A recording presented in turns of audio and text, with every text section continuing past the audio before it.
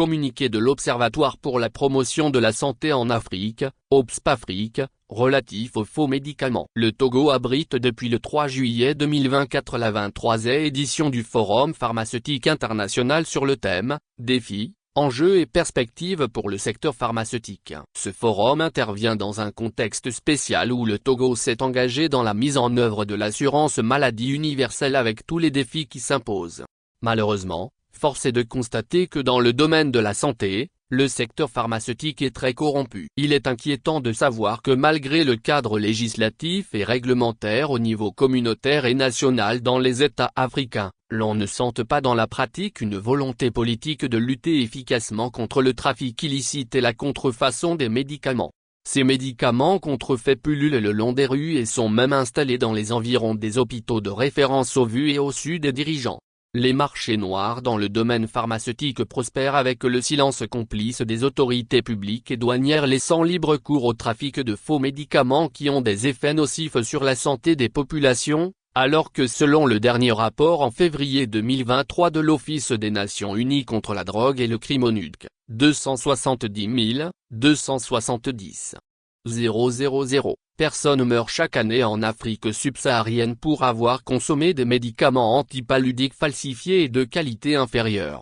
Cette situation malheureuse s'explique par les pots de vin selon une étude menée en 2011 par le Programme des Nations Unies pour le développement dans la lutte contre la corruption dans le secteur de la santé. S'il existe un manque de transparence et de responsabilité dans les processus, les fournisseurs peuvent soudoyer les fonctionnaires des gouvernements pour enregistrer leurs médicaments sans avoir les informations nécessaires, ou des fonctionnaires des gouvernements peuvent retarder délibérément le processus d'enregistrement des produits pour solliciter un paiement illicite ou favoriser un autre fournisseur.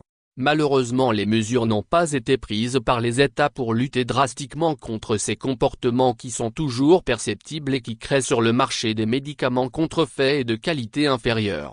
L'inquiétude devient grandissante quand on voit dans les marchés périphériques et sur les places publiques des vendeurs des médicaments de rue qui occupent des places avec leurs étalages et chez qui les agents collecteurs n'hésitent pas à percevoir les taxes. C'est dire que ce commerce est légalisé dans nos États. C'est aussi curieux de voir des individus sans aucune qualification ériger des boutiques spécialisées dans la vente des médicaments et qui deviennent des fournisseurs potentiels de certaines formations sanitaires malgré les conditions de conservation exécrables. Il n'est pas aussi étonnant de voir des responsables de dépôts de pharmacie utiliser leurs dérogations pour installer des pharmacies qui opèrent dans le marché noir sans être inquiétés.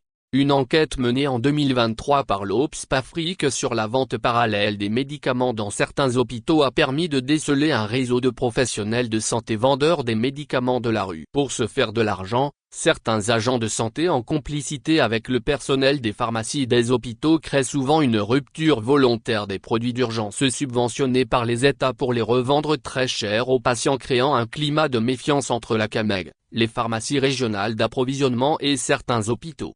Mais la plupart des médicaments vendus par le personnel de santé sont achetés sur le marché noir. Les centres de santé qui s'approvisionnent chez les contrebandiers justifient leur choix par l'incapacité de la CAMEG à satisfaire leurs demandes. Les vendeurs de ces faux médicaments affirment clairement avoir le soutien et la protection de certaines autorités. Ils sont connus par tous les responsables de la santé dans leur localité mais ne sont pas inquiétés, une preuve suffisante de leur affirmation. L'OPSP-Afrique profite de ce forum pour lancer un cri d'alerte afin d'attirer l'attention des gouvernants sur ces anomalies dans le secteur pharmaceutique qui nuisent à la santé des populations. L'État togolais qui vient de lancer l'assurance maladie universelle devra redoubler d'efforts dans la lutte contre les faux médicaments et veiller à ce que les professionnels de la santé disposent d'une licence adéquate pour que les médicaments essentiels génériques retrouvés sur les marchés soient fiables et efficaces.